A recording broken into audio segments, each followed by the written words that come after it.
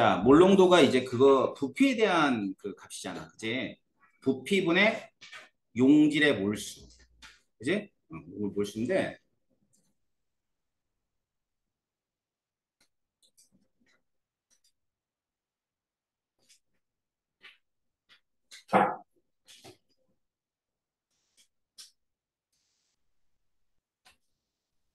자, 희석이라는 우리나라 말이죠. 요거가 뭔지 알지? 물킨다는 뜻이야. 알았지? 그래서 희석이라는 얘기는 물을 첨가해서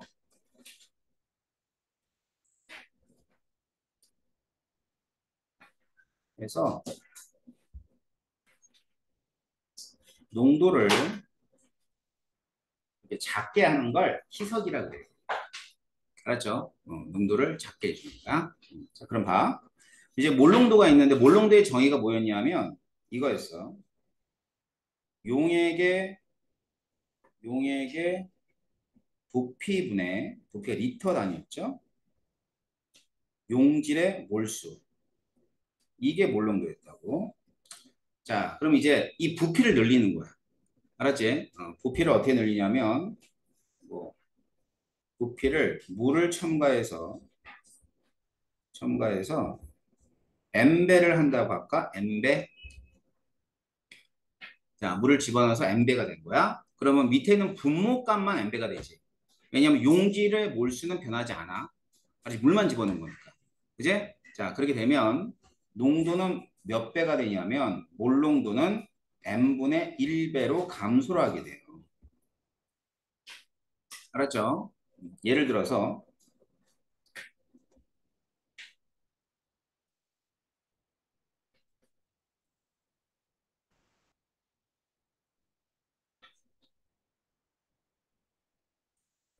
자, 신몰농도짜리 신몰농도. 자, 신몰농도짜리가 NaOH가 있는 거야. 그래서 1ml를 1ml에다 물을 첨가하여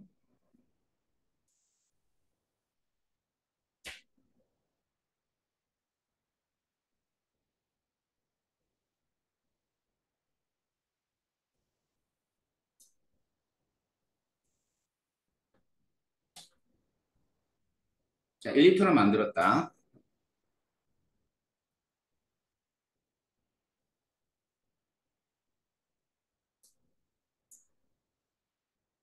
자, 용액의 몰농도는 어떻게 변했을까라는 게 문제라 하자. 알았죠? 그러면은 지금 맨 처음 용액이 신몰농도짜리야. 1ml가 있대. 물을 집어넣어가지고 물을 첨가했죠? 첨가를 했어. 자, 1리터는 몇 ml예요? 1000ml네요. 그죠? 1리터는 1000ml.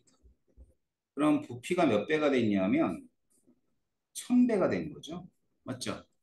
1이 1000이 된 거야.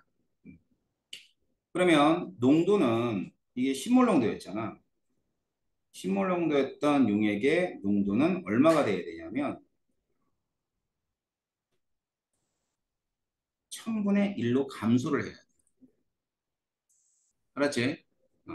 그러면 1000분의 1이니까 얼마가 돼요? 1000분의 10이지. 그지? 그럼 100분의 1인가? 100분의 1이면 0.01 몰농도가 된다는 뜻이에요. 자, 희석은 굉장히 자주 이용되어지는 개념 중에 하나예요. 알았지? 교과서에도 안 나오는 거야. 뭐 당연한 건데, 당연해서 그런지 몰라도 교과서는 안 실렸어요. 그래서 희석은 이런 식으로 그 물을 집어넣어서 아니면 용액의 부피가 변하면 묽어지는 겁니다. 농도가. 알았지? 그 부피에 대해서 이제 부피가 변한 거에 역수만큼이 농도가 묽어진다. 그러니까 뭐 부피가 2분의 3배 되면 뭐 농도는 3분의 2배 이런 식으로 되겠지. 그지? 자, 그래서 희석까지 좀 봤습니다.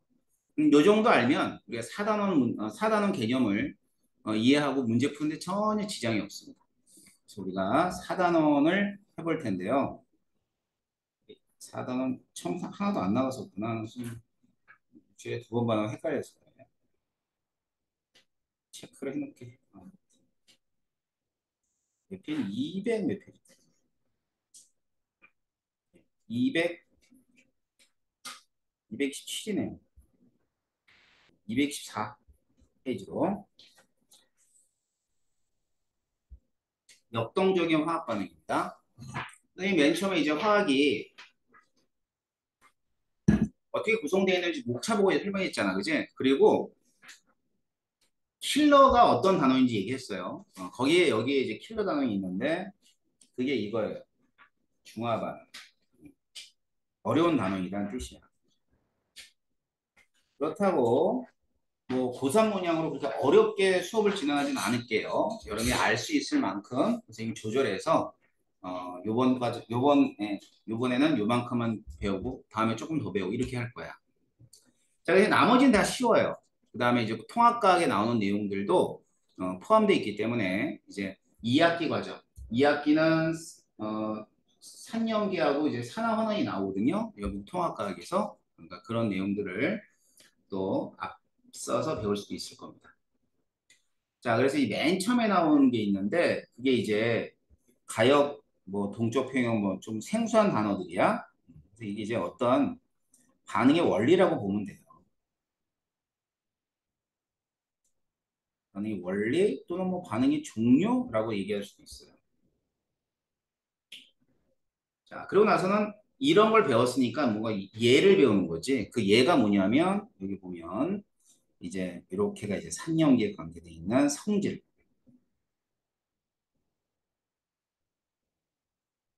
성질에 관한 얘기고요.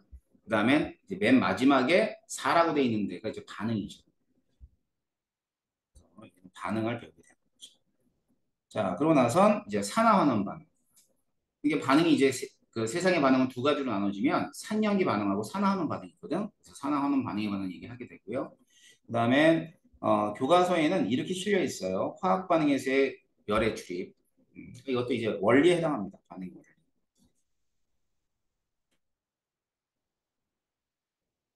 그래서 이제 양도 많고 문제도 어려운 건 지금 중단으로 봤을 때는 이 앞에가 좀 그렇고요.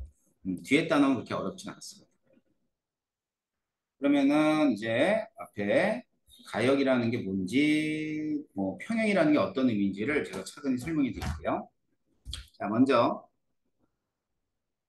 반응식을 쓰게 되면 왼쪽에는 반응물을 쓰죠. 오른쪽에는 생성물을 씁니다. 다 이렇게 쓰게 돼 있어요. 그럼 이제 화살표를 그래요. 이렇게 왼쪽에서 오른쪽으로 화살표를 그립니다. 근데 우리는 이런 것들만 계속 지금까지 봐왔거든. 그런데 이제 처음으로 이렇게 화살표를 그려서 나타내줘요. 그래서 왼쪽에서 오른쪽 가는 반응을 정반응이라 하게 되고, 정반하게 되고, 그 다음에 반대 방향은 역반응이라고 합니다.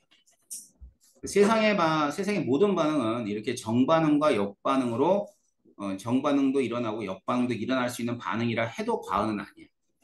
알았지? 그런데 그 중에서 몇 가지 반응들은 정반응은 일어나지만 역반응이 굉장히 일어나기 힘들어.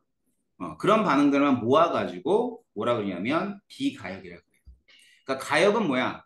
역이 가능하다는 뜻이고 비가역은 역이 가능하지 않다는 뜻이거든. 그래서 이 비가역 반응을 부터 먼저 해보면 자, 비가역 반응 뭐라고 돼 있냐면 정반응은 일어나지만 역반응이 거의 일어나지 않는 반응이다. 거의 일어나죠. 여기 단어 중에 이 거의라는 요 단어가 되게 중요해요. 거의라는 얘기는 일어날 수도 있다는 뜻이잖아. 그지? 그래서 이걸 조금 다르게 써보면 역반응이 일어나기 힘들다가 조금 더 와닿을 거야. 힘든 반응. 역반응이 일어나기 힘들다. 일어나기 힘들다는 표현은 일어나지 않는다는 표현이 아니잖아. 그지? 일어날 수 있는데 정말 힘든 애들. 그래서 이런 애들을 우리가 굳이 몇 가지 반응들을 묶어서 비교할 반응이라고 합니다. 그러니까 이게 종류 몇 가지만 알고 있으면 돼. 일단 대표적으로 기체가 생성되는 반응이 주로 비가야 돼요. 기체가 생성되는 거. 그 첫 번째가 뭐 있냐면 금속과 산이 반응하면 수소기체가 나와요. 그럼 이 수소기체가 나오는데 이 수소기체를 잡아다가 다시 염산과 마그네슘을 만들지 못해. 알았지? 그래서 이런 애들. 그 다음에 이제 또 대표적으로 기체가 생성되는 반응 중에 하나가 연소 반응이라고 있어요. 연소. 그러니까 연소 반응은 이산화탄소와 물이 생성되는데 이 생성된 이산화탄소를 또 잡아다가 물과 반응시켜서 메테인과 산소를 만들기 굉장히 힘듭니다. 그러니까 이런 애들들을 가리켜서 비가역 반응이라고 해요. 알았죠? 자, 그 다음엔 여러분들이 아마 중학교 때는 한 번 정도 교과서에 나왔던 반응 중에 하나인데 앙금 생성 반응이라고 있어. 이 앙금 생성 반응이 이런 거예요. 질산은 알죠? 질산. AgNO3. AgNO3 수용액이 있어요. 그럼 여기다가 AgCl을 집어넣어요. 알겠죠?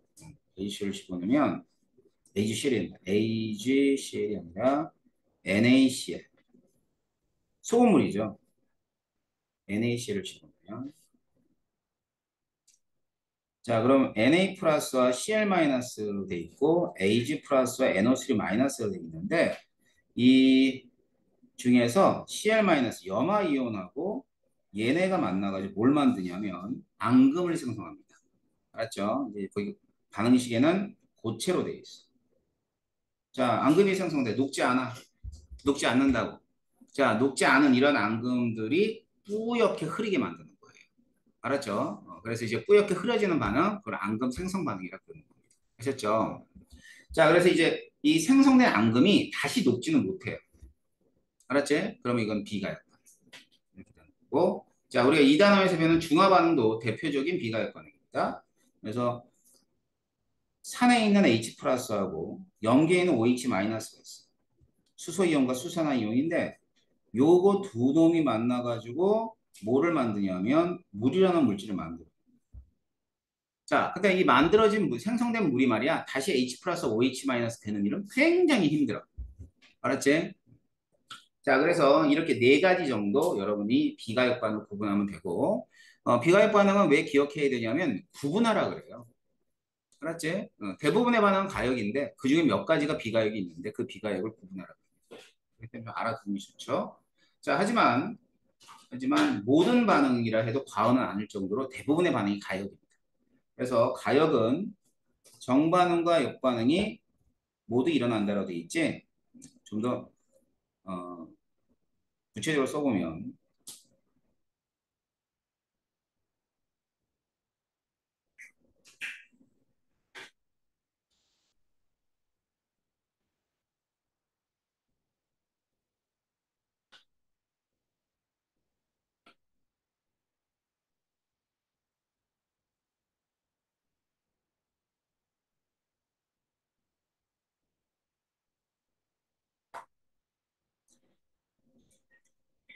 자, 뭐라고 썼냐면 선생님이 항상이라는 표현을 썼네요. 기억해둬요. 항상. 뭐라고 돼 있죠? 동시에. 자, 반응은 어떤 경우든 정반응과 역반응이 일어난다고 보면 돼요. 그런데 우리가 볼 때는 자, 겉보기로 봤을 때는 어떨 때는 정반응이 일어나는 것처럼 보이고 어떨 때는 역반응이 일어나는 것처럼 보여. 어떨 때는 반응이 끝난 것처럼 보일 뿐이야. 알았지? 그러니까 가역 반응이 항상 정반응과 역반응이 동시에 일어난다는 걸 기억하고 있으면 돼. 그러면 뭐 반응이 멈췄다. 뭐가 멈췄다. 무조건 틀린 말이야. 알았죠? 자, 그래서 화살표를 어떻게 나타내 주냐면 화살표를 이렇게 해서 왔다리 갔다리로 해서 나타내 줍니다. 그러면은 아, 가역 반응이구나라는 걸 알 수 있을 거예요. 됐나요? 자, 그렇다면 그러한 가역 반응이 어떤 애들이 있냐 좀 살펴볼 텐데, 자, 일단은 물이라는 애가 있어요. 여러분이 뭐 잘 아는 물은 내버려 두면 날아가잖아. 날아가는 걸 증발이라고 합니다. 알았죠? 근데 얘를 가역 반응으로 쓰게 되면 화살표를 이렇게 나타내주고 정반응이 증발이라고 한다면 다시 기체가 액체가 되는 걸 응축이라고 그래요. 이걸 증발, 역반응은 응축이라 하기도 하고 같은 말로는 응결이라는 표현을 써요. 알았죠? 응축, 응결 다 같은 말이에요. 그래서 얘네들이 이제 뭐에 해당하냐면 증발과 응축이 가역적으로 일어납니다. 이게 대표적으로 이제 가역 반응의 한 종류로 얘기해주고 있죠.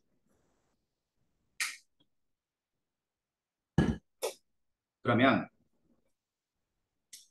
이 물의 증발과 응축은 상태 변화라고 그러죠.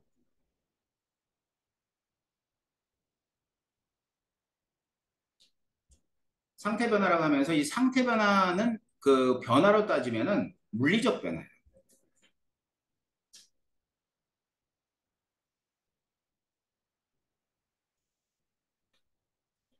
그러면 반드시 화학적인 반응에서만 우리가 평형이 저기 뭐야 그 가역이란 말을 쓰진 않아요. 이와 같은 상태 변화에서도 가역이란 말을 씁니다. 그러니까 이제 물이 증발해도 물이지 뭐. 그러니까 성질이 안 바뀌는 걸 우리가 화학 물리적 변화라고 그러잖아. 그러니까 화학적 변화는 아예 성질이 바뀌는 거고. 자, 그래서 나머지 이제 세 개가 화학적 변화에 대한 또 예를 얘기해 줍니다. 자, 첫 번째는 뭐냐면 이 푸른색의 염화 코발트가 있어요. 염화 코발트. 얘가 물을 닿으면은 이렇게 해서 붉은색으로 변해요. 그러니까 반응식에서는 요 놈이 여기 있는 얘가 푸른색이고 푸른색이고 이 전체가 붉은색이에요. 이건 화학 변화죠. 왜냐면 색깔이 변했잖아. 알았지?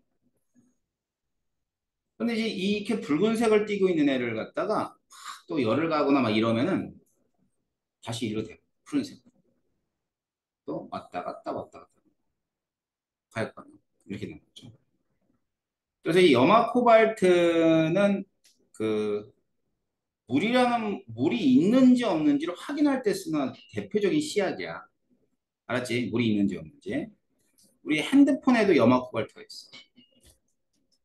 이제 핸드폰이 빠졌어, 물에. 물에 빠졌어. 좀 맛이 갔네? 물에 빠져서. 여러분들 조심해야 될 거, 우리나라를 비롯해 전 세계 모든 핸드폰은 방수가 안 됩니다. 선전만 방수합니다. 그래 놓고는 물이 들어가면 고객들의 잘못이라고 합니다. 뭐가 들어왔냐? 특히 아이폰 쓰지? 아이폰 써 안 써? 선생님도 아이폰. 선생님 애플 바예요. 그래서 애플이 되게 많아. 여기 있는 것도 여기 사과 보이지? 요 컴퓨터, 패드 두 개. 집에 이런 거 두 개 더 있어. 맥미니도 있고 막 그래. 아이맥도 있고 막 그래. 그런데 이 빌어먹을 애플이 잘 알아요. 이거 방수잖아. 근데 물에 들어갔어. 뭐 실수로 들어갈 수 있잖아. 그럼 이게 맛이 가. 그러면 리퍼 받아야 돼. 60만 원, 80만 원. 그럼 경험해 봤어요? 안 해봤어요? 절대 이거 안 돼.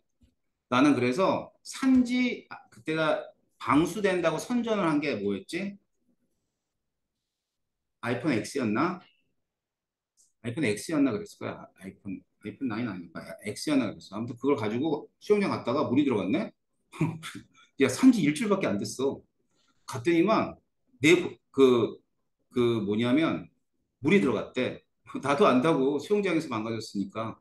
그래서 리퍼를 해야 되는데 나한테 80만 원인가 90만 원을 내래. 그래서 내가, 아니 방수 자, 방수라면서요. 방수 맞대.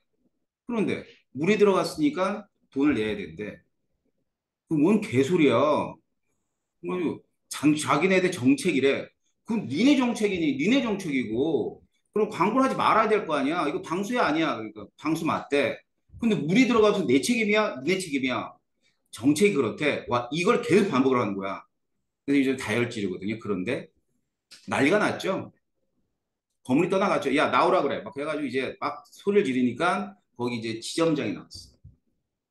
꼬라지 보니까 그냥 못 넘어가겠거든. 아, 조용한 데 좀 가시지. 아, 너도라고. 그래가지고 이제 끌려가다 끌려갔어. 가지고 커피 마실 거야. 됐다고. 해줄 거야, 말 거냐. 아니, 생각해보라. 단위 소비자야. 이거 방수해서 샀어. 그럼 뭐, 옵션에 가서 물이 들어갈 수도 있지. 내가 그거 가지고 잠수했겠냐? 뭐 이러면서 이제 얘기를 한 거야. 그러니까 그 사람이, 아, 자기네 정책이 그렇대. 요것만 특별히 해주겠대. 제발 나가서 떠들지 마세요. 그 다음날 바로 수업한 다 떠들었지. 얘기하지 말라고 딴 사람들. 리퍼 받았어요, 공짜로. 방 받았는데, 알아둬야 돼. 야, 산지 일주일밖에 안 돼도 물 들어갔다고. 이게 방수로 설정되는 거. 그치? 이거 방수 안 돼. 근데 이제 열심히 말려가지고 하잖아. 기사들이 딱 보자마자, 이거 물 들어갔네요, 이래. 여마 코발트 때. 핸드폰에 여마 코발트가 있어요. 그래가지고, 이렇게 보면 붉은색으로 변해 있어. 그러면, 아, 이건 침수가 됐구나라는 걸 확인할 수가 있어요. 그래서 절대 이제 발병을 할 수가 없는 게 바로 이런 거예요. 그러니까 이럴 때 쓰는 게 여마 코발트예요. 근데 이랬을 때 여마 코발트인데, 이거랑 비슷한 게 하나 있는데, 황산구리. 황산물이 여러분 기억엔 무슨 색깔이죠? 푸른색, 푸른색.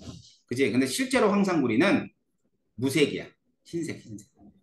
그래서 이제 흰색인 애가, 얘가 흰색, 황산구리가. 색깔이 없어요.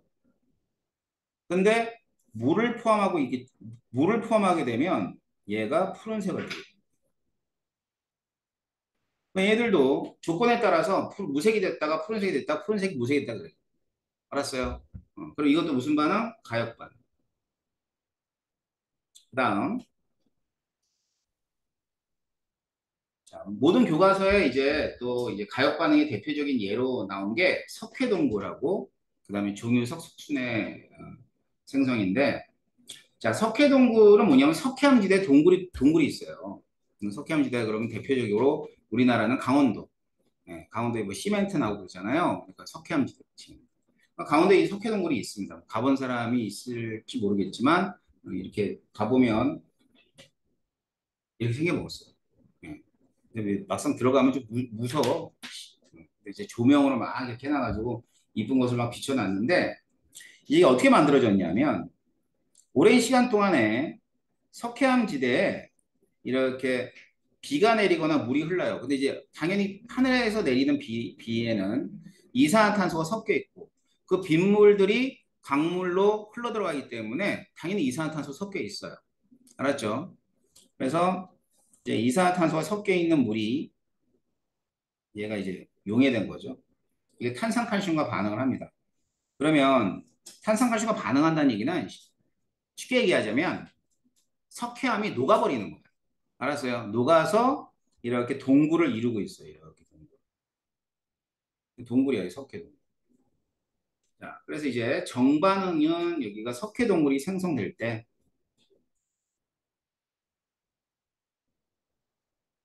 동굴이 생성될 때가 정반응이에요. 이거를 탄산수소 칼슘이 생성된다 그럽니다. 그러니까 탄산수소 칼슘은 탄산 이온하고 HCO3만 탄산수소 이온하고 CA2 플러스에 의해서 이렇게 형성된 하나의 물질인데, 뭐 얘들 만나가지고 이제 뭐 이렇게 앙금 같은 거 형성하지 않아. 물에 잘 녹아 있어. 그러니까 이제 석회암이 녹아서 얘를 만들게 되는 거죠. 자, 그러다가 이제 천정에서부터 이렇게 한두 방울씩 떨어져요. 떨어진 물방울에 의해서 이렇게 또 쌓여요. 그래서 위에 있는 걸 종유석이라고 그러고, 그 다음에 밑에 있는 걸 석순이라고 그럽니다. 알겠지? 그래서 종유석하고 석순이 만들어지는 건 역반응이에요. 탄산수소 칼슘이 탄산칼슘이 되는 거죠. 또 뭐 중유소, 석순 같은 것들이 만들어진다라고 보시면 돼요. 자, 이런 것들을 이런 반응들을 이제 가역 반응이라고. 알겠죠? 그래서 이런 가역 반응에서는 여러분이 처음 또 만나게 되는 어떤 상태가 있는데 그게 뭐냐면 평형이라는 상태예요. 일단 물을 한번 예를 들어 볼게.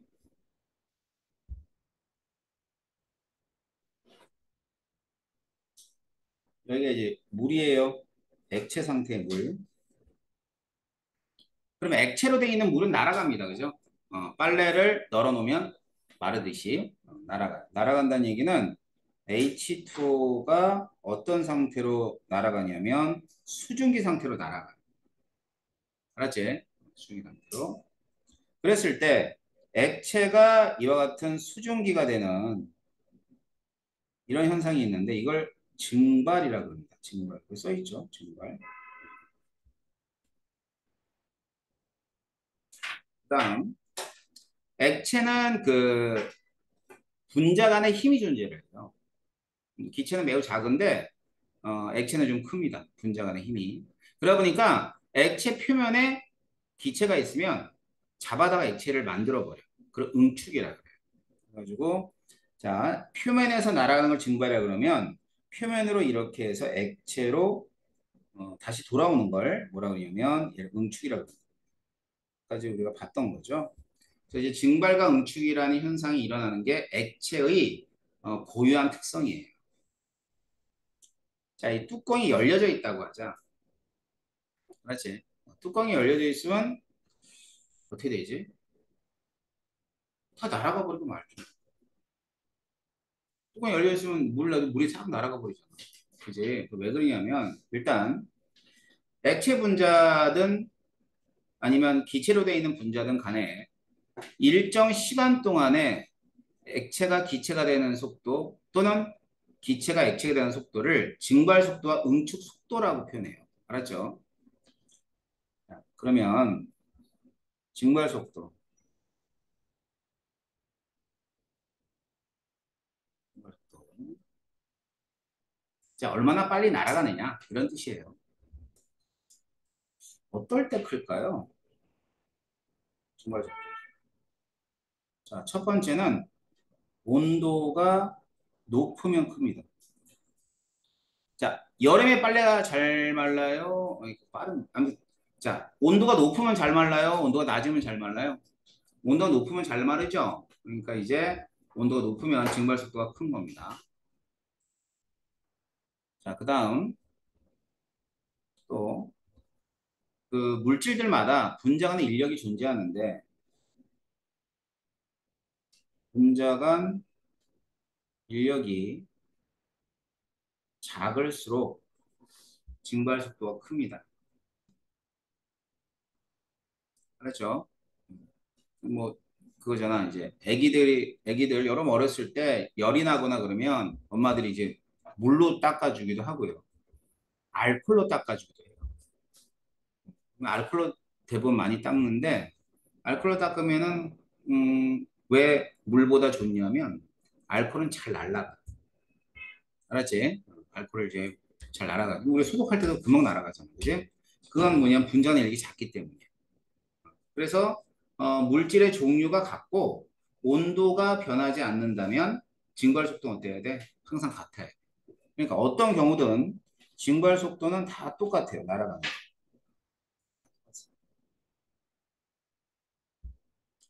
알겠죠? 근데 이제 문제가 뭐냐면 응축이야, 응축.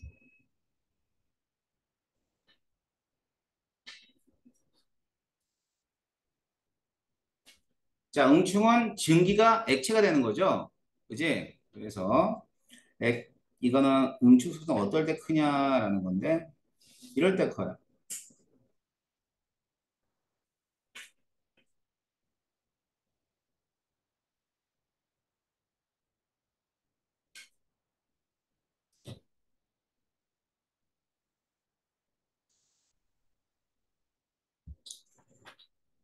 자, 액체에서 증기로 됐잖아. 그 증기로 되는데 증기 상태로 있는 물질의 몰수가 크면 클수록 응축이 잘 됩니다. 자, 그럼 아까 내가 이거 뚜껑 열어올 때 얘기했죠. 뚜껑 열을 때 왜 마르냐면은 뚜껑을 열어두면 이게 증발했던 애들이 밖으로 빠져나가니까 여기서 응축되는 분자가 적겠죠. 그지? 그러니까 응축되는 분자가 적으니까 증발 속도가 응축 속도보다 크게 되는 거야. 알았지? 그럼 어떻게 돼? 싹 다 날아가 버려. 결국은. 자, 그래서 날아가지 말라고 뚜껑을 닫아놨네요. 이 그림에선.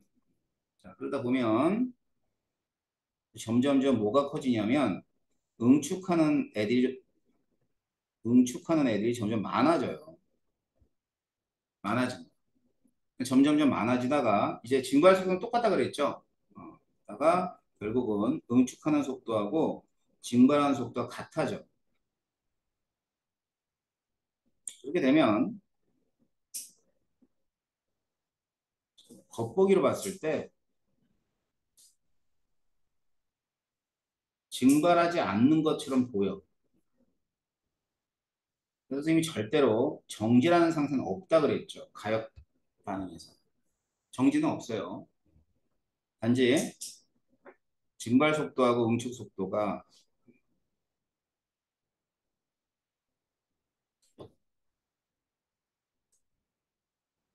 같아. 그러니까 뭐 세 개가 날아가면 세 개가 들어오고 이러니까 겉보기로는 정지야. 알았지? 그래서 이걸 뭐라 그러냐면 동적 평형 상태다. 동적 평형이라는 단어를 써서 표현해 줍니다. 동적 평형. 자, 이 동적이라는 표현은 뭐냐면 변화가 있다는 뜻이야. 증발도 응축도 지금 일어나고 있다. 평형은 겉보기로 정지다 이런 뜻입니다. 아셨어요? 자, 그래서 이 뭐 우리가 이제 물이 어, 증기가 되는 이런 변화에서는 이와 같은 동적 평형 상태가 있습니다. 그래서 이제 가역 반응에서는 모두가 평형을 생각할 수밖에 없어. 그렇다면 증발하고 응축할 때 그래프가 이렇게 됩니다. 자, 증발 속도는 아까 얘기했죠. 온도라든가 물질이 가지고 있는 분자나 인력에 의해서 달라지는 거야. 그러니까 한 종류의 물질이 온도가 똑같다면 증발 속도는 변하지 않아요. 그래서 이건 증발 속도가 됩니다. 똑같은 거.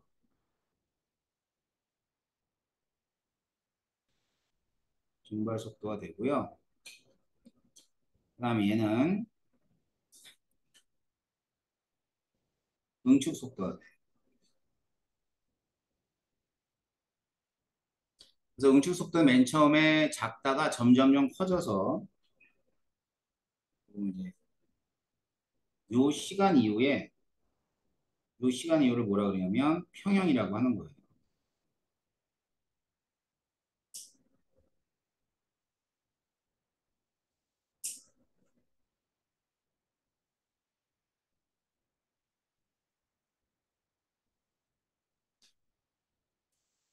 자, 시간적으로 T1, T2, T3라고 할게요. 그러면 이제 뭐 증발성 같은데 응축이 점점 커진다는 그래프를 통해서 알 수 있을 것이고, 그럼 여기서 얘기할 거는 이거야.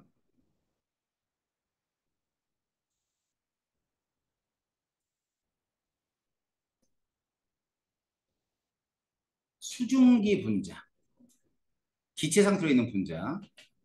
T1일 때하고 T2일 때하고 T3일 때 어디가 제일 많을 것 같아?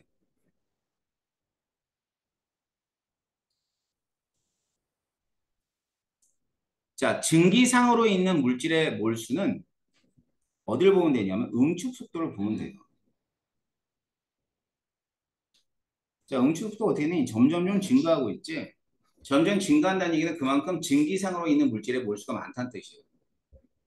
알았죠? 어.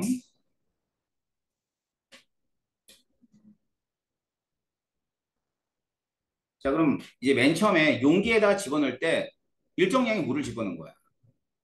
그러니까 증기하고 물의 몰수의 합은 항상 토탈은 같아야 돼. 그지? 빠져나가지 않는 이상. 그렇다면 물로 있는 물질에 다시 말해 액체로 있는 물질의 몰수는 반대가 돼야 되겠죠. 뭐가 제일 많아요? T1할 때가 제일 많은 거야. T3일 때가 제일 작아야 되겠죠. 알았지? 그러니까 증발 속도만 물어보는 것이 아니고 응축 속도만 물어보는 것이 아니고 이와 같이 증발과 응축에 의해서 생기는 기체상으로 있는 물질의 몰수와 액체상으로 있는 물질의 몰수를 비교하는 문제들도 많이 나옵니다. 아셨죠? 자, 그럼 지금 본 게 이제 뭐냐면 이게 이제 상이 변화잖아. 그냥 상평형이라 그래요. 알았지? 어떤 똑같은 물질인데 상태들에 의한 평형이다 이런 뜻이에요. 상이 다른 거죠.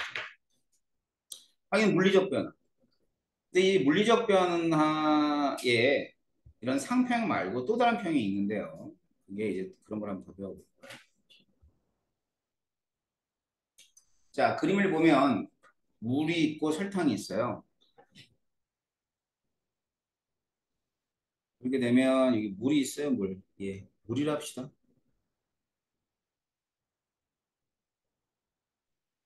뭐라고 해요? 용매라 그러죠. 설탕.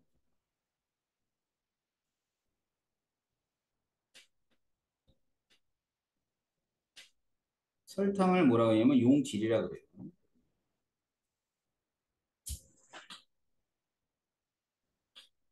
자, 그래서 이런 용매하고 용질들, 그러니까 물에다 설탕을 집어넣었을 때, 이 설탕이 물에 이렇게 섞이는 현상이 있어요. 이걸 용해라고 그러죠, 용해. 설탕이 물에 섞인 거야. 그런데 용해만 일어나는 것이 아니라 이 녹은 설탕 분자가 다시 설탕이 되기도 해요. 자, 얘를 석출이라고 하죠. 자, 이와 같이 용해와 석출이 일어나는 그 상태, 다시 말하면 두 물질이 섞여 있는 상태를 용액이라고 하죠. 알았죠? 용액이에요.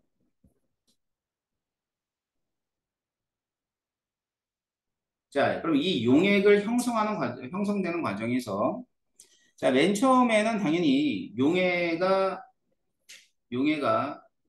빨라요. 알았지? 얘도 이제 온도는 같아야 돼. 온도가 달라지면 용해되는 속도가 달라지니까. 용해는 어떤 경우든 항상 용해 속도는 동일합니다.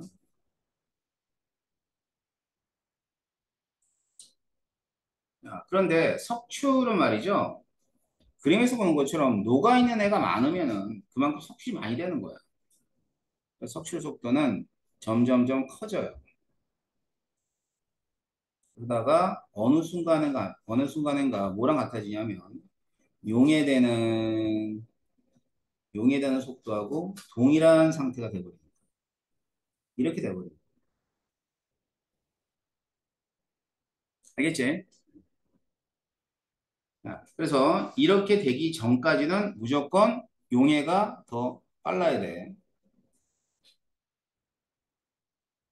자, 그럼 이제 그림에서 보는 것처럼 설탕이 이렇게 많았다가 점점점 줄어들어서 요거밖에 안 남았네요. 이제 그러고 나선 겉보기로 봤을 때 용해가 되지 않는 것처럼 보여. 설탕이 녹지 않은 것처럼 보인다. 왜? 설탕의 양이 그대로니까. 하지만 그런 일은 이때요, 없대요? 절대로 없어. 단지 용해되는 속도하고 용해되는 속도하고 속출되는 속도가 같아서 겉보기로는 녹지 않은 것처럼 보일 뿐이야.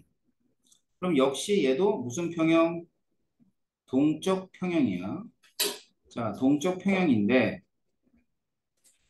용해가 일어날 때 평형이라고 해서 다른 말로 용해 평형이라고 합니다. 맞죠? 다 동적 평형 관계인데 용해 평형은 그렇게 되고 자, 이와 같이 용해 평형을 이루고 있고 설탕이 남아 있어요. 자, 이런 경우를 포화용해. 자, 나머지는 불포화.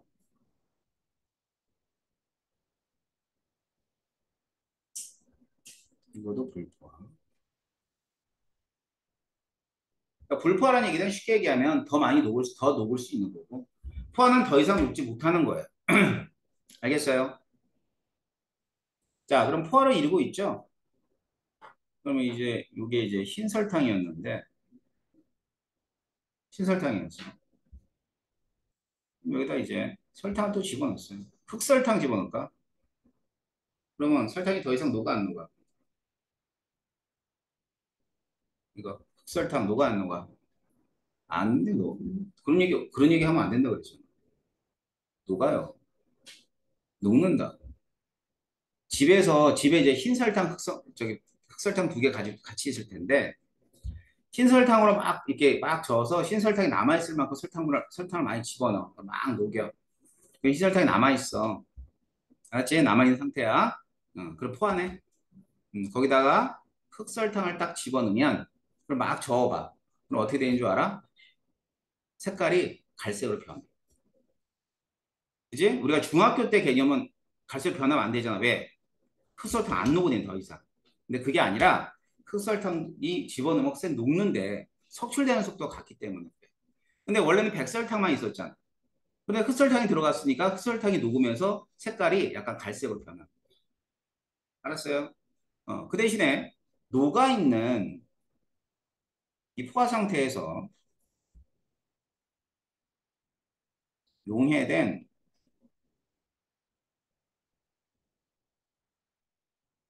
설탕의 질량은 같아요. 용해된 설탕의 질량은 변하지 않아. 알았지? 왜냐면 포화잖아. 포화니까. 근데 이제 이게 뭐 이게 흑설탕을 집어넣게 되면 뭐 흑설탕은 녹았다가 흑설탕 쪽으로만 가는 게 아니라 그냥 아무데나 가요 그냥 설탕은. 알았지? 그래서 용해된 설탕의 질량은 어느 경우든 포화가 됐을 때 같은 거예요. 뭐를 집어넣어도 설탕을 더 집어넣어도. 자, 이런 걸 포화 상태라 그러고 이런 포화 상태에 있는 용액을 용해 평형이라고 하는 겁니다. 알겠어요? 자, 그런데 이것도 이제 뭐에 해당하지? 얘도 용해 평형도 일종의 물리적 변화입니다. 알았죠? 그러니까 물리적 변화 딱 두 가지만 기억하면 돼. 뭐냐면 상평형, 용해평형. 알겠죠? 그러면 용해평형에서도 그래프는 상평형 같아요.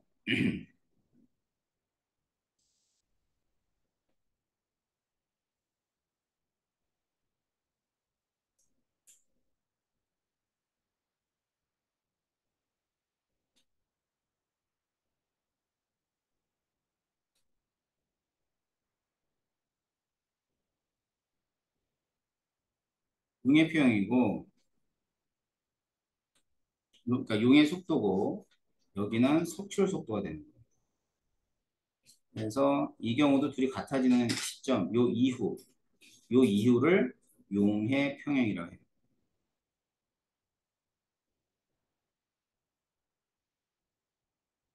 이해됩니까? 그래서 여기까지가 이제 뭐냐면 물리적 변화에 대한 얘기였습니다. 자, 그럼 이제 물리적 변화 말고 뭐 있어? 화학적 변화 있죠. 거기에 관한 얘기는 잠시 쉬었다가 진행하도록 할게요.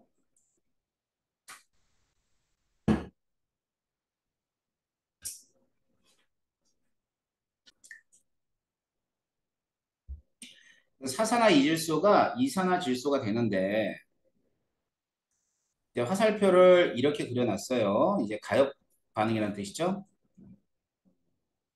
이건 용기에다가 이제 N2O4를 집어넣은 거야. 그럼 일단 무색이겠지. 색깔 얘기 안 했구나. 이게 무색. NO2가 갈색이에요, 갈색. 그래서 이 NO2 같은 경우는 뭐냐면 그 광학 스모그라고 들어봤죠? 그 광학 스모그에 NO2가 섞여 있어. 그래서 뭐 광주는 잘 모르겠지만 서울 같은 경우는 광학 스모그 심하면은 그 이렇게 멀리서 보면 갈색으로 뿌옇게 안개가 껴. 그러니까 N2만 있으니까 무색이겠죠. 뭐. 이게 처음이에요, 처음. 처음 상태가 이 상태예요. 그러다가 시간을 두고 이렇게 관찰을 해보는 거야. 시간이 좀 흘러. 시간이 흐르고 나서 용기를 이제 관찰을 해봐요. 할 때 이만 색깔이 연한 갈색이 됐어. 좀 변한 거야, 연한 갈색으로. 그렇다는 얘기는 일단은 NO2만 있다는 얘기가 아니거든. NO2도 있는데 연한 거니까 N2도 같이 있는 거지. 이렇게 같이 있는 거. 자, 그래가지고 이 색깔을 그대로 유지를 한다는 얘기는 더 이상 이제 겉보기로는 반응이 끝났구나라고 얘기할 수 있단 말이에요. 하지만 제가 이 정지란 말은 절대로 쓸 수 없다 그랬죠. 이제 그러니까 N2O4가 NO2가 되고 NO2가 N2O4가 되는 속도가 어떻기 때문에 같기 때문에 겉보기를 정지 상태로 보이는 겁니다. 알겠어요? 자, 그래서 얘도 앞에서 본 동적 평형이라는 개념과 같이 여기가 정반응 속도, 여기는 역반응 속도라고 한다면 정반응과 역반응 속도와 같아서 겉보기로는 정지 상태처럼 보이는 거죠. 알았지? 자, 그럼 이것도 무슨 평형? 동적 평형. 그러니까 동적 평형인데 화학 변화에 대한 동적 평형이라 그래가지고 화학 평형이라고 해요. 자, 앞에 나온 상평형이니 아니면은 용해 평형이니 이렇게 얘기하는데 이렇게 화학 변화가 있는 평형은 전부 다 화학 평형이라 그러는 거예요. 자, 그래서 이제 화학 평형은 어떤 특성이 있는가를 좀 정리해 드릴 텐데 첫 번째는 농도에 관계되어 있는 걸 얘기 좀 할게요. 농도.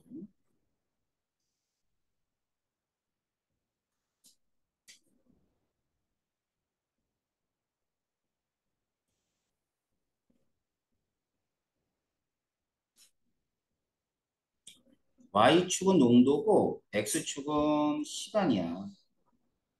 알겠지? 그럼 맨 처음 뭐만 있었냐면 N2O4만 있었거든? N2O4만 있었다고. N2O4가 점점 줄어들어요.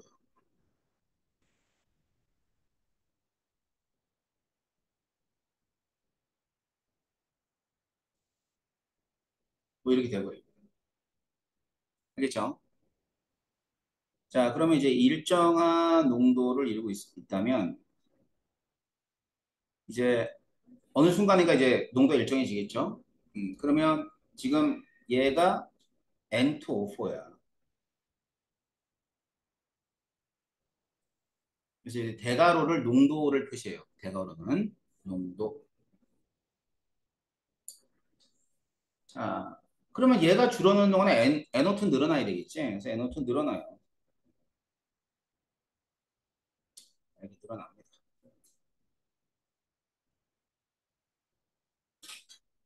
뭐 일정해지겠죠? 자, 얘는 NO2의 농도가 되는 거예요.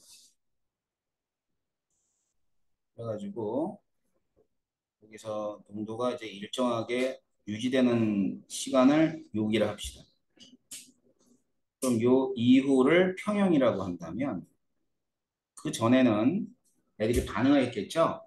반응을 하는데 반응할 때는 그 반응한 양이 항상 뭐를 쫓아가냐면 개수 B를 쫓아가야 돼. 그래서 뭐 예를 들어서 요만큼이 1이다 한다면 얘는 얼마가 되는 거냐면 얘는 2가 돼요. 왜 그래? 개수 B가 몇 대 몇이니? 1대 2잖아. 그래서 앞에 있는 요 큰 숫자는 뭘 뜻하는 거냐면 요 분자들의 개수고요. 얘 2는 요거의 개수. 알았지? 그러니까 얘가 하나 없어지면 얘는 두 개씩 생성돼야 되니까 여기서 얘가 하나 없어지면 두 개씩 생성된다 이 뜻입니다. 알았지? 그래서 얘를 1대 2를 이루는 거는 개수 B만큼 이렇게 이루게 돼요. 자, 하지만 평형에서의 두 물질의 농도는 변하지 않죠? 평형의 첫 번째는 반응물인 얘의 농도하고 생성물인 NO2의 농도가 일정하다. 자, 이게 평형의 첫 번째 특징. 일정하다. 두 번째,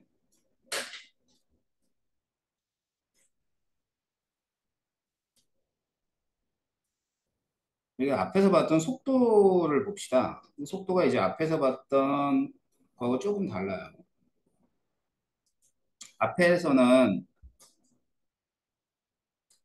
뭐 용의 평형이라든가 증발 그 상평형이라든가 증발 속도나 용의 평형이 항상 같았죠. 근데 이건 안 그래. 자, 속도는 이 물질의 양에 따라 결정이 되거든.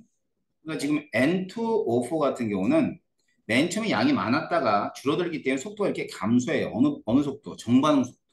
알았지? 정반응 속도는 이렇게 해서 감소를 합니다.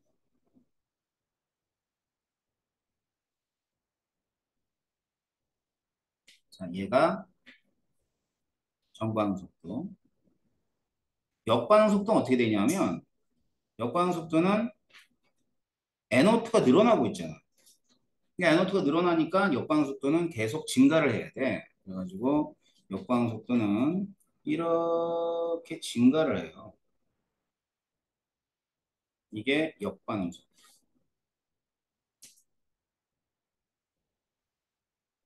어느 시점 이후에는 정반응과 역반응 속도가 변하지 않죠. 그죠? 정반응 속도하고 역반응 속도 계속 똑같은 이런 상태가 돼버리고 자 여기를 우리가 뭐라 그러냐면 평형이라 그럽니다. 자 따라서 평형의 두 번째 특징은 정반응 속도하고 그다음 역반응 속도가 어떻다? 같다라는 게 평형의 두 번째 특징이에요. 그러니까 평형이라는 것은 이런 특징을 가지고 있죠. 자, 먼저 반응물과 생성물의 농도가 일정하게 유지되면 그 다음에 정반응 속도, 역반응 속도가 어떻다? 같다. 그래서 이런 가역 반응, 그러니까 세상에 있는 대부분의 반응들은 이런 같은 평형 상태가 존재한다고 보시면 돼요. 그럼 이 평형 상태에 대한 어떠한 그 법칙을 이제 찾으려고 화학자들이 굉장히 노력을 많이 해요. 그래가지고 실험을 좀 해본 거죠. 그러니까 이제 뭐 맨 처음에 집어넣는 반응물의 양을 달리해가며 실험을 한 거야. 그래서 측정해 준 건 평형 농도를 측정해요.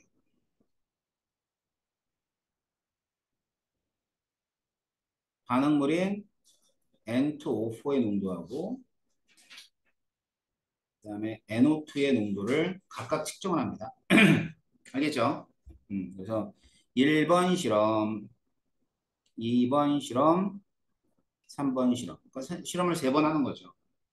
첫 번째 실험에서는 1몰 농도가 측정이 됐어. 두 번째 실험에서는 4몰 농도, 2몰 농도가 측정이 되고, 세 번째 실험에서는 9몰 농도하고 3몰 농도가 측정이 된 거예요. 알았죠? 자, 그럼 이 숫자들 11, 42, 93, 이 세 가지의 숫자, 평형 농도가 어떤 관계가 있을까라는 걸 찾아보기 위해서 더해도 보고 곱해도 보고 나눠도 본 거야. 그랬는데 뭘 찾아냈냐면 N2O4의 농도분의 NO2의 농도의 제곱을 딱 해본 거죠. 알았지? 제곱을 딱 하니까 1 나오고 1 나오고 1이 나오고. 자, 일단 반응물과 생성물은 동일하나 처음 농도를 달리해가지고 새로운 어떤 평형 상태를 갖다 이제 측정을 해준 거잖아. 그랬더니만 반응물분의 생성물의 농도의 비들이 항상 일정하더래. 알았지? 그래서 이와 같은 값을 가리켜서 뭐라 그러냐면 평형 상수라고 이름을 붙여요. 왜 상수겠니? 일정한 값이니까 상수가 되는 거야. 자, 이걸 실험을 통해서 발견한 거죠. 그러니까 법칙. 왜 법칙인 줄 알겠어? 그래서 다른 것도 해봤지. 딱 맞더래요. 그래서 이제 가역 반응에선 일반화해서 나타내 주게 되면 어떤 반응이 있어?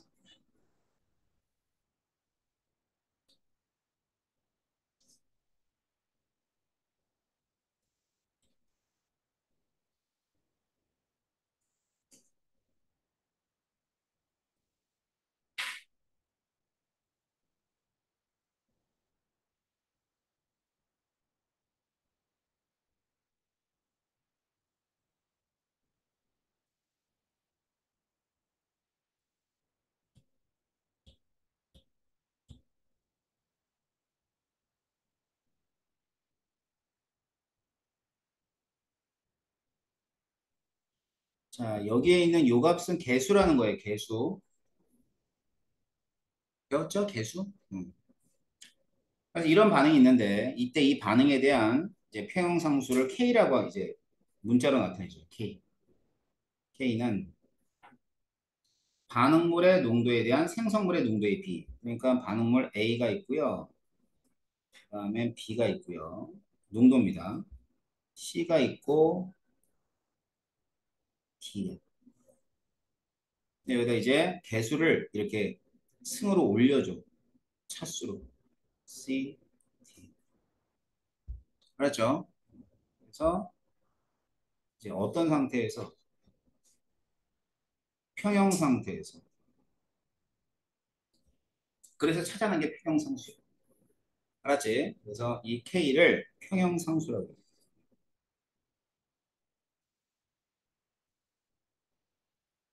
자, 한마디로 숫자예요. 2, 3, 뭐 0.1, 뭐 이런 식으로 숫자입니다. 평형상수는. 자, 그래서 이제 이 평형상수의 성질을 좀 보게 되면 첫 번째,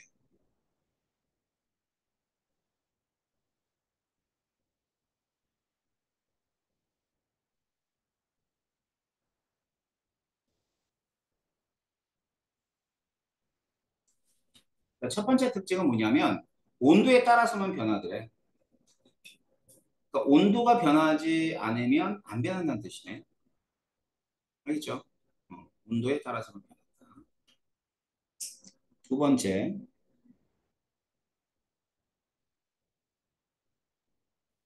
두 번째 이런 거야. K가 있는데 K가 숫자라 그랬지. 숫자니까 1, 2, 3, 4, 0.1, 0.2, 0.3 뭐 이런 식으로 숫자가 있는 거야. 그래서 그러면 이제 크기가 있을 거 아니야. 그지? 뭐 1보다 100이 크고 뭐 1보다 0.1은 작고 이렇듯이. 그지? 근데 그 크다 작다는 2를 기준으로 해요.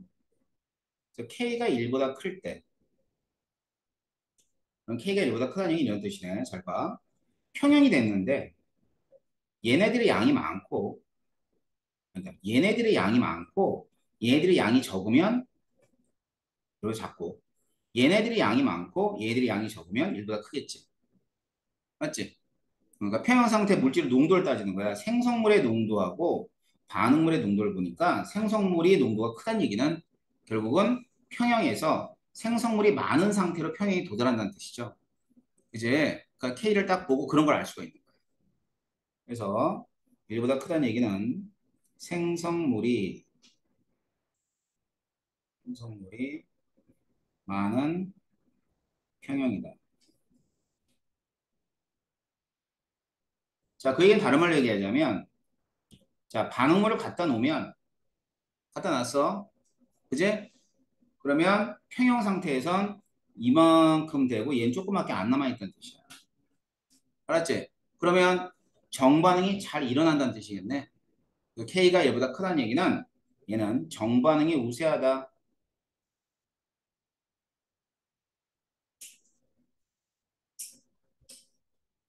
우세하다 이런 뜻이에요.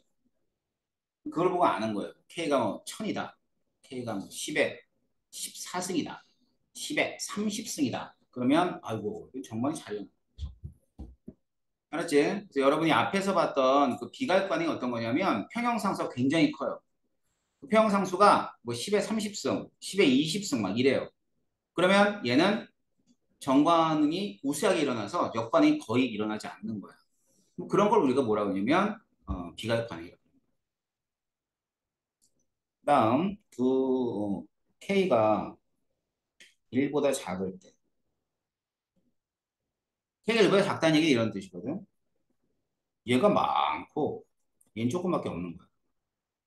그럼 1보다 작아지겠지? 그러니까 반응물을 갖다 놨어. 반응을 진행하긴 했는데 얘가 조금밖에 안 생기고 대부분 이렇게 남아있는 거예요. 이럴 때는 K가 1보다 작아져요. 자, 그 얘기 뭐냐면 평형에 도달했을 때 겉보기는 반응이 일어나지 않는 상태.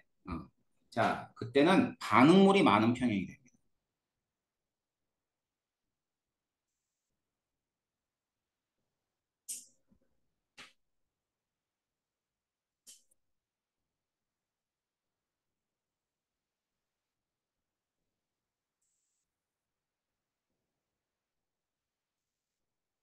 그럼 반응물이 많은 평형이라는 얘기는 이런 뜻이겠지. 이게 반응물이 있고, 응? 이쪽으로는 잘 안 가. 그지? 정반이 잘 안 일어나. 근데 반대로 얘기하자면 CD를 갖다 놓으면 훅 가가지고 얘가 많아지고 지는 적어지는 거 아니야. 그리고 역반응은 잘 일어나. 이해돼? 어? 다시. 자, 얘를 갖다 놓으면 이렇게 가서 얘 조금밖에 안 생성돼. 그럼 좀 많이 남아있는 거야. 그러니까 정반이 잘 안 일어나지만 C와 D를 갖다 놨다 봐봐. 이 역반응이 일어나 안 일어나? 일어나지? 그런데 반응물이 많은 평형이니까 이쪽으로 확 막 가가지고 얘가 이만큼 생성되고 이만큼 이쪽은 조금밖에 안 남았겠지. 그지? 그러니까 역반응은 우세한 거야. 알겠어요? 그래서 K가 작다는 얘기는 역반응이 우세하다. 그래서 K에 따라서 이게 정반응이 우세한지 혹은 역반응이 우세한지를 판단할 수 있는 거지. 어떤 반응을 봤는데 K가 10에 마이너스 14승이야. 그럼 정반응은 정말 안 일어나는 거네. 그런데 어떤 반응은 10의 마이너스 20승이요. 아이고, 이것도 정반응이 거의 안 일어나는 거예요. 알았죠? 그래서 그 숫자를 보고 이게 정반응이 우세한지 혹은 역반응이 우세한지를 판단할 때 이 K를 쓰게 돼요. 굉장히 유용하죠? 그지? 자, 그래서 이런 걸 평형상수라고 합니다. 그래서 평형상수의 성질을 알려드리고 평형상수가 어떤 건가 알려드린 이유는 일단 뒤에 우리가 평형상수에 관계되는 내용이 나와요. 하지만 문제를 평형상수에 관계되는 문제를 여러분들이 계산해서 푸는 일은 없어요. 어디서 푸냐면 화학 2, 화학 2에서요. 서울대를 가고 싶은 사람은 화학 2를 선택을 해야 돼요. 물론 생2를 해도 돼요. 물2를 해도 되고요. 하지만 2과목은 무조건 한 과목은 껴있어가지고 마치고 서울대는 그걸 안 고치더라고요. 자존심이겠지만 아무튼 2를 선택할 일이 있으면 화투를 하십시오. 근데 이제 내신은 아마도 생투가 많을 거야. 이제 여러분들 고3 때는 배워요. 투 과목을 내신에서 직업 선택 과목이라 그래서 무조건 필수해야 되긴 하는데 학생부에는 절대평가로 들어갑니다. 상대평가가 아니라 그래서 A, B, C 이렇게 되는데 A를 못 하더라. A 따야 돼요. 학생부에 들어가니까 아무튼 뭐 A, B, C, D로 이렇게 문제 다 가르쳐주고 문제 내는데도 A를 못하면 어떡하니? 그때는 2를 해요. 예, 학교마다 광주는 한 번 걸렸대요. 몇 년 전에 화2 시간에 화1 하다가 그래가지고 철저하게 2를 합니다. 어. 뭐 서로 같은 예전에는 안 그랬어요. 여러분들 선배들은 2 시간에 원 수업하면서 수능 대비했거든 고3들이. 근데 요즘에는 안 그러더라고. 그리고 2를 시험 본다고 돼 있고 그 시간표에는 원으로 문제를 내고 막 그랬었어요. 근데 안 돼요, 이제는. 한번 걸렸대요. 뭐 들어보니까 그 교육청에 감사에 걸려가지고 한번 발칵 뒤집어졌다 그러더라고요. 그 이후에는 정확하게 투 수업을 하고 투를 시험을 봐서 절대평가를 나타내주고. 자, 뭐 그때 가서 여러분들이 이제 투 하시면 됩니다. 그때 나오는 게 평생수야. 그럼 이거 왜 우리가 이게 배워야 되냐면 성질 정도 알라고. 어떤 건지 알아야지. 평상수 뭔지. 알았지? 평상수 뭔지만 알면 돼요. 자, 그래서 이제 우리가 어디까지 봤냐면 이 화학 평형까지 봤습니다. 거기에 대한 내용이 이런 내용이에요. 이렇게 정리를 해두시면 될 것 같고요. 뒤에 가면 다 이제 선생님 얘기했던 내용이니까 쭉 한번 읽어보세요. 상편, 외평형. 그다음에 뒤에 문제 있어요. 문제를 다음 주 금요일까지 싹 다 풀어도록 하십시오. 알겠어요? 자, 이번에는 이제 가역이라는 걸 배웠기 때문에 그 가역에 관한 한 이그잼플을 배운다고 생각하면 됩니다. 예죠, 예.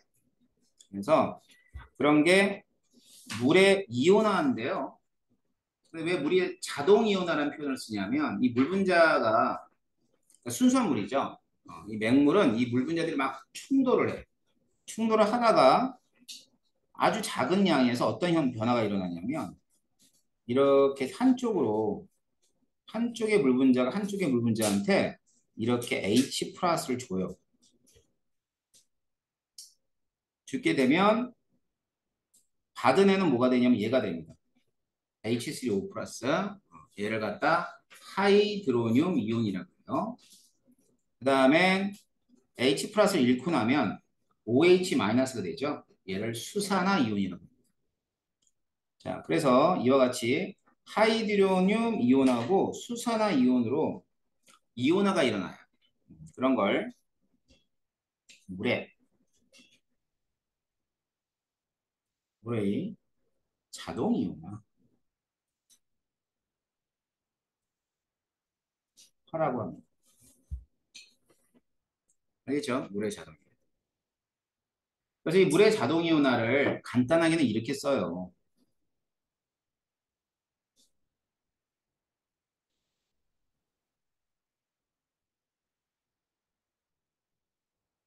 뭐 이렇게 썼다 해서 틀린 건 아니야.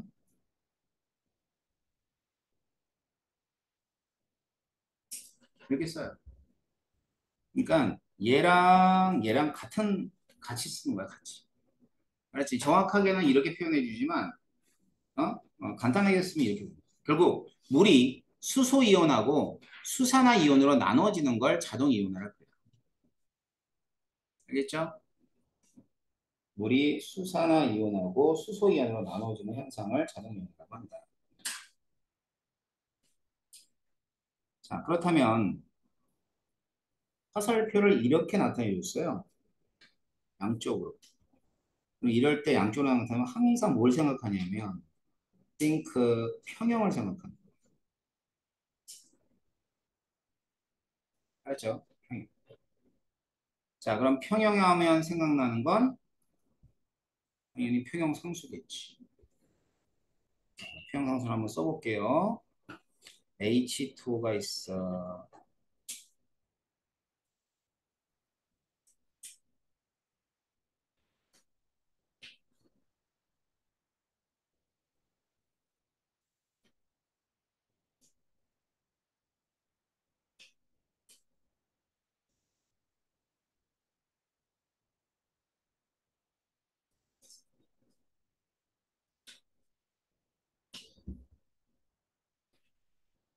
자, 그럼 이제 선생님이 화살표를 이렇게 그렸다 그랬죠? 그죠? 그럼 뭘 생각하라? 평형 생각하라. 그러니까 평형 생각하라는 얘기는 평형상수를 생각하라 이 뜻이에요. K 쓰고. 자, 뭐냐면 반응물분의 생성물이죠? 그지?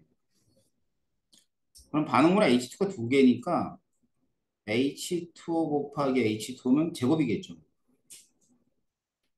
자, 생성물은 H3O 플러스의 농도하고 OH 마이너스의 농도. 이렇게 쓸 수가 있는 거예요. 알았지? 자, 그런데 위에 있는 반응을 잘 보면 여기는 물이라고 해서 액체로 표현되어 있고요. 그 다음에 하이드로늄 이온하고 수산화 이온은 수용액으로 표현되어 있어요. 자, 그리고 얘들은 전부 다 몰농도로 표시한 거죠, 몰농도. 그러니까 몰농도가 뭐지? 1리터에 있는 입자의 몰수. 맞지? 그러면 물 1리터하고 수용액 1리터에 있는 이런 입자 수는요, 굉장히 차이가 많이 나요. 알았지? 그러니까 물이 훨씬 더 입자가 많은 거야. 알았어요?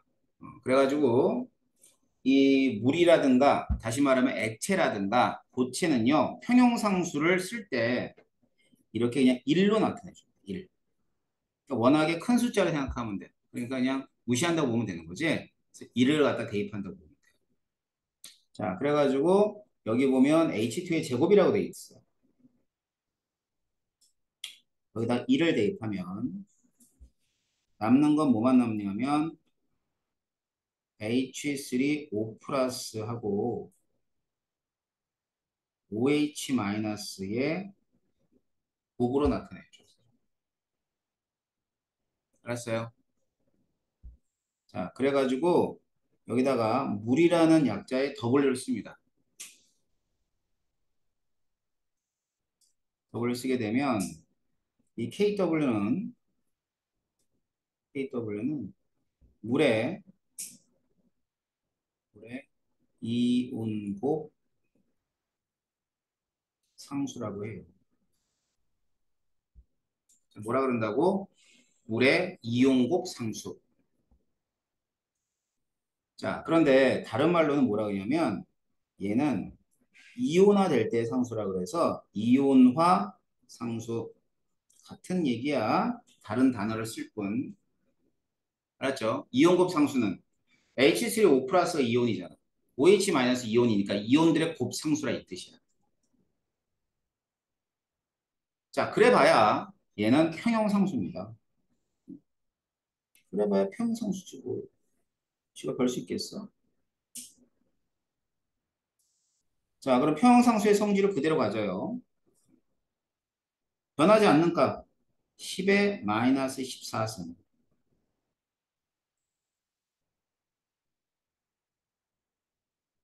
온도도 25도씨가 돼요. 25도씨에서는 KW가 10의 마이너스 14승으로 변하지 않습니다. 자, 그럼 우리 배운 걸 한번 적용해 볼까? 1보다 큰 값이에요, 작은 값이에요? 굉장히 작은 값이지? 자, 정반응이 잘 일어나, 안 일어나? 안 일어나. 조금만 이온화돼. 자, 그럼 반대는 잘 일어나, 안 일어나? 잘 일어나겠지, 반대는. 이제 이 반대가 뭔지 아세요? 이 반대가 중화 반응. 그렇잖아. 얘랑 반응을 중화라고 그랬잖아. 그러니까 중화 반응은 정말 잘 일어나기 때문에 중화 반응을 우리가 흔히 이제 비각 반응이라 하는 거죠. 이해돼요? 그러니까 얘는 여기는 정말 안 일어나는데 이쪽으로 잘 일어나는 그런 반응이라는 뜻이에요. 뭐가? 이 값이. 됐나요? 그러니까 이런 물의 이용곱 상수라 그러고 이런 현상을 물의 자동 이온화라 그래요. 그렇다면 이 KW는 어떤 성질이 있냐? 자, KW는 제가 금방도 얘기했듯이 평형상수라 그랬죠. 그러니까 평형상 성질을 그대로 가지고 있어야 돼요. 온도가 올라가면 변해요. 어떻게 변하냐면 KW가 커집니다. 그러니까 다시 말하면 온도를 올리면 물이 자동 이온화 하는데 많은 애들이 자동 이온화가 된다는 뜻이에요. 알았죠? 그러니까 뭐 25도씨 10의 14승인데 온도를 올려서 뭐 30도씨 40도씨가 되면 10의 마이너스 13승, 10의 마이너스 12승 이렇게 바뀔 수 있다는 뜻이야. 알았죠?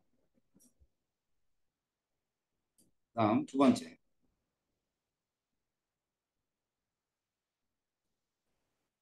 흔히 맹물 있죠? 증류수. 이 증류수를 중성이라고 해요. 중성. 그러니까 중성은 뭐냐? 맹물을 뜻해, 맹물. 근데 그 맹물, 증류수는 이렇게 이온할 때 1대 1로 이온한단 말이야. 그지? 얘 하나 나오면 얘도 하나 나와야 될 거 아니야. 그럼 얘네들의 양은 항상 같아, 안 같아? 같죠? 1대 1이니까. 그럼 같은 값을 곱한 거니까 제곱이야, 그지? 그럼 이놈의 농도를 알고 싶으면 이거 뭐 해주면 돼? 제곱구만 씌워주면 돼. 그래서 중성일 때는 H 플러스하고 OH 마이너스가 항상 같아요. 그럼 H 플러스는 아까 얘기했던 하이드로늄 이온하고 똑같이 보면 돼. 몇 승? 10의 마이너스 7승 몰룸. 그렇게 됩니다. 10의 마이너스 7승 몰룸. 근데 이제 온도가 몇 도씨일 때냐면 25도씨. 알겠죠? 자, 그럼 이러한 증류수를 알콜 램프에 대고 끓여요. 온도 올라가죠? 그러면 이 두 놈의 H 플러스하고 OH 마이너스 농도는 서로 같을까 다를까? 같아요. 아니, 맹물을 끓여야 맹물이지 뭘. 둘 중에 하나가 많아지진 않아. 똑같아.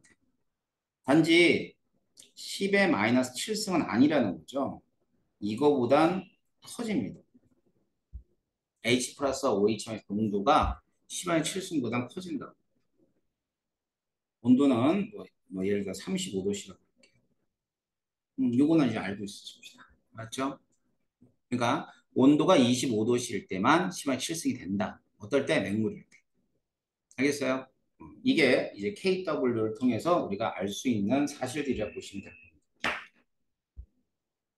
됐죠? 자, 그래서 그런 KW를 여기서 이제 또 자세히 설명하고 있습니다. 얘는 항상 같다, 일정하다, 예, 당연하고 돌이 같다 라는 뜻이죠. 자, 그럼 이런 수용액이 그러니까 이런 순수한 물에다가 뭔 짓을 하면은 액성이라는 게 바뀌어요. 그게 여러분이 알고 있는 그 액성이 바로 그 염기성, 산성 이런 거야. 알았지? 자, 그럼 그 전에 이제 여러분들이 꼭 알아둬야 되는 것 중에 하나가 산과 염기의 성질을 좀 보고, 알았지? 성질을 좀 보고, 일반적인 성질을 좀 보고 나서, 그 다음에는 이제, 수용액의 액성이라는 부분을 좀 해볼 텐데, 이건 이제 통합과학에 나오는 내용입니다.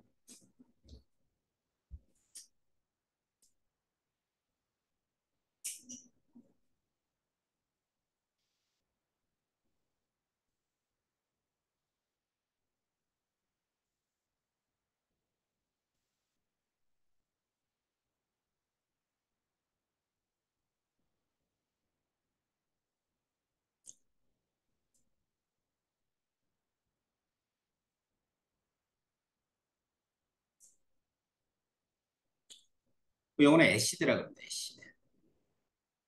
어떤 일이 있냐면,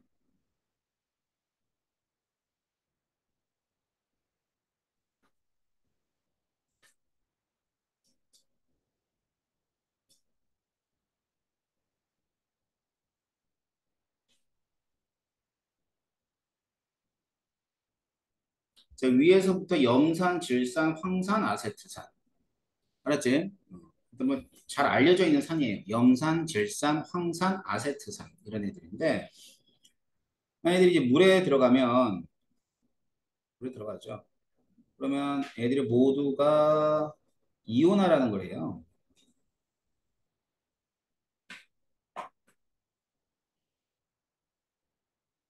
그래서 H 플러스하고 Cl 마이너스, 얘는 이제 H 플러스하고 NO3 마이너스.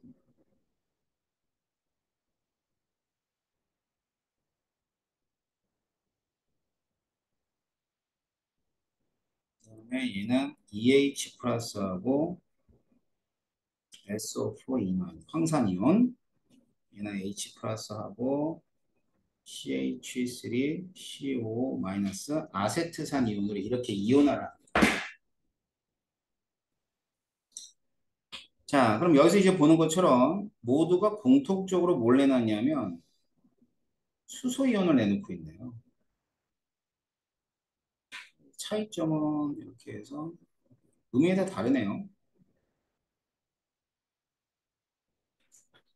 자, 그럼 이제 여기 이온화되어 있는 식에서 알 수 있듯이 이 H 플러스에 의해서 공통점이 결정이 되는 거고, 그 다음에 음이온에 의해서 각각의 물질의 차이점들이 결정이 되는 거예요.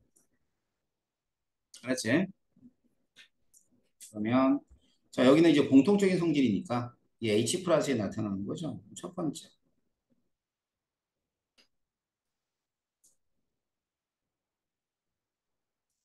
물에 녹아서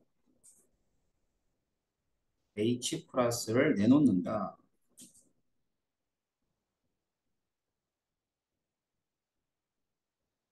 자, 그래서 이러한 이온을 내놓는 물질들을 통틀어 전해질이라고 그러죠. 들어봤죠? 전해질? 전기 통하는 물질. 전해질. 두 번째. 신맛이 나요. 식초를 연상하면 됩니다. 식초. 식초가 신맛이 나요. 그다음에 세 번째. 이 산들은 금속과 반응하면 어떤 산이든 금속과 반응을 하면 수소이온 때문에 H2 기체가 생성이 돼요. 그래서 뭐 마그네슘이 있는데 EHC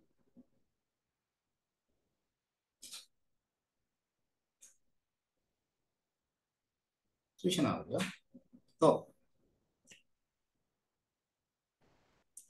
네 번째는 탄산염과 반응하면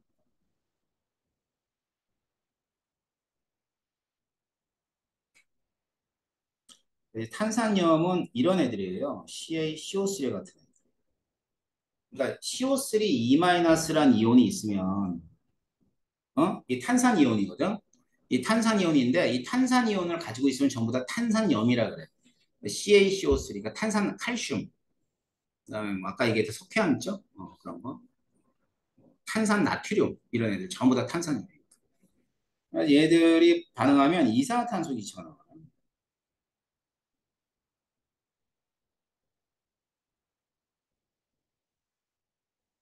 예를 들어 CaCO3가 있으면 HC이랑 반응해요. CaCl2, H2O, 그 다음에 이산화탄소 이렇게 나오는 거예요. 생성. 두 가지는 기억하고 있어야 되는 반응입니다. 아시죠? 금속과 산의 반응, 탄산염과 산의 반응. 그 다음에 다섯 번째는 지시약인데요. 이 지시약은 뒤에서 나중에 배워. 근데 이제 여러분이 잘 알고 있는 리트머스. 자, 리트머스는 산이 붉은색을 띱니다. 이 붉은색을 띠게 하는 게 H 플러스 때문이야. 공통적으로 전부 붉은색을 띠어요.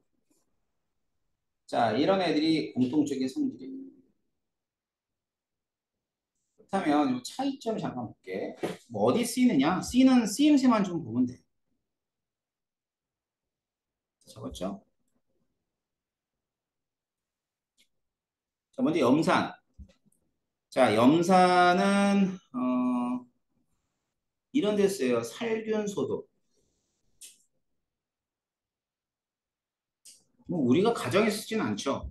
근데 뭐 화장실이라든가 공중 화장실이나 이런 데 있죠? 그런 데 청소할 때 많이 써요. 염산이. 질산은 산화력이 크다. 요 정도 기억해. 그러니까 산화력이 크다는 얘기는 다른 물질을 갖다 산화를 잘 시켜줘. 쉽게 얘기하면 녹이는 거야. 알았지? 아까 지 마그네슘이 염산에 녹았잖아. 근데 금은 염산에 안 녹아. 근데 이 금마저 녹일 수 있는 게 질산이야. 굉장히 유용한 거죠. 황산. 황산이 또 여러분들이 잘 만날 수 없는 물질이긴 해도 이게 진한 황산이 있고 묽은 황산이 있어. 이 진한 황산은 산으로서 역할을 안 하고 건조제 역할을 해요. 건조제. 물을 잘 흡수를 해요. 그러니까 산의 성질을 안 띄어요. 진한 황산은. 워낙 진하니까 수소이온을 못 내놔. 그래서 이 묽은 황산이 있는데 이 묽은 황산이 소위 말하는 굉장히 강한 산이에요. 이 강산으로 쓰이는 게 묽은 황산이에요. 알았지? 아세트산은 잘 알죠? 식초. 식초로 쓰인 애가 아세트산. 자, 이게 산의 공통점과 각각의 산들의 차이점들입니다. 알았죠? 그럼 이제 뭐 남았죠? 염기 남았네요. 예, 염기 한번 해볼게요. 두 번째는 염기.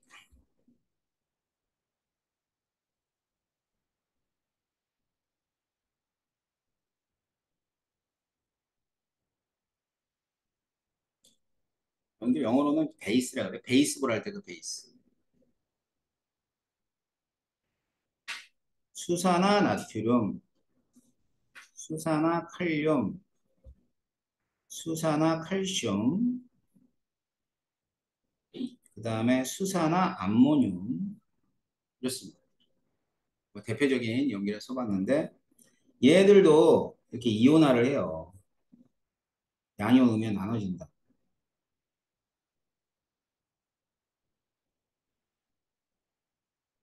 그래서 Na 플러스 OH 마이너스. K 플러스 OH 마이너스 CA2 플러스 OH, EOH 마이너스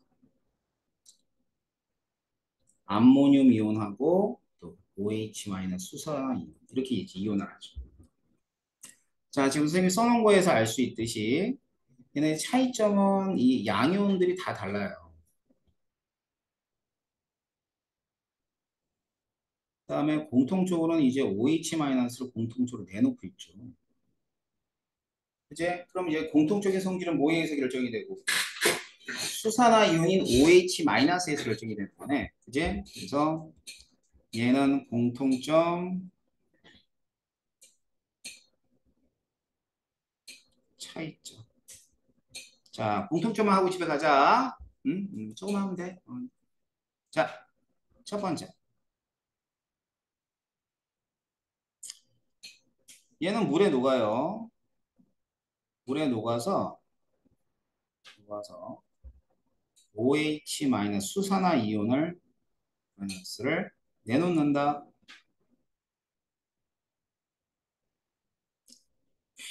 자, 그럼 얘를 뭐라 그러죠? 이렇게 되면 이온하는 거니까 이물질을 전해질이라고 이렇게 얘기합니다. 얘도 전기가 잘 통해요. 알았죠? 두 번째, 쓴맛이 나요, 쓴맛. 자, 뭐 생각하면 되냐면 저기 한약. 알았지? 한약인데 그 한약 약재들이 대부분 염기성이에요. 그래가지고 한약 쓰죠. 그래서 쓴맛이 난다. 세 번째, 단백질을 잘 녹인다. 자, 단백질 잘 녹인대. 그럼 우리 몸 기관에서 단백질 덩어리가 이 머리카락이에요. 털. 샴푸가 염기야. 그러면 샴푸하고 린스 같은 거 안 하면 어떻게 될까? 수세미 된다. 이게 녹였으니까. 그 머릿결이 상하는 이유는 우리 세정제는 염기성을 띠기 때문에. 알았죠? 그러다 보니까 얘가 이제 손으로 만지면은 우리 표면에 있는 이 단백질들을 녹이면서 미끌거려. 미끌미끌해. 그래서 얘는 네 번째로는 미끌거린다.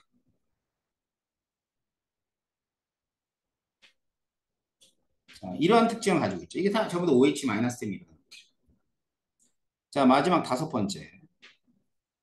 지시약. 아까 리트머스 있죠. 지시약 중에 리트머스가 있는데 이 리트머스 시험지를 푸른색으로 변화시켜줍니다. 붉은색을 푸른색. 그러니까 붉은색이 푸른색이 됐다는 얘기는 얘가 염기성이구나 이렇게 알 수 있는 거죠. 하셨어요? 자, 오늘 여기까지 할 테니까 다음 시간에 뭐 조금만 더 하고 이제 교재 내용 들어갈 겁니다. 자, 다음 시간 숙제가 뭐였다고? 숙제 동적 평형 프로그램. 자, 다음 주 금요일입니다. 금요일 날 보도록 하겠습니다. 수고 많이 하셨어요.